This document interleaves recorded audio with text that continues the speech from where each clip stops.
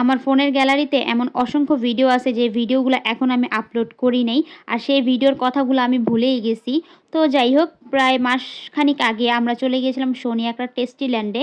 তারা একটা রাইস বল অফারে দিয়েছিল, সেটাই ট্রাই করার জন্য। আর আমার সাথে গিয়েছিল আমার এক মামি, সাথে ছিল মামির ২ টা মেয়ে। আমার ছেলে তো অবশ্যই থাকবে। আর ওকে দেখে মাশাআল্লাহ বলতে কেউ কিন্তু ভুলবা না, বলো মাশাআল্লাহ, মাশাআল্লাহ।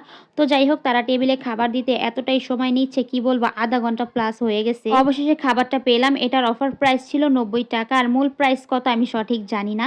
তো আমরা ২ টা রাইস বল নিয়েছিলাম, একটা ক্রিসপি আর একটা হচ্ছে বারবিকিউ। তো তাদের খাবার টেস্ট মোটামুটি ভালো লাগছে আমার কাছে, প্রাইস অনুযায়ী আরকি। আর তাদের ডেকোরেশন, তাদের পরিবেশ আমার কাছে একদমই ভালো লাগেনি। অনলাইনে দেখছিলাম একটু অন্যরকম, বাট সামনে থেকে একেবারে এই বাজে ছিল।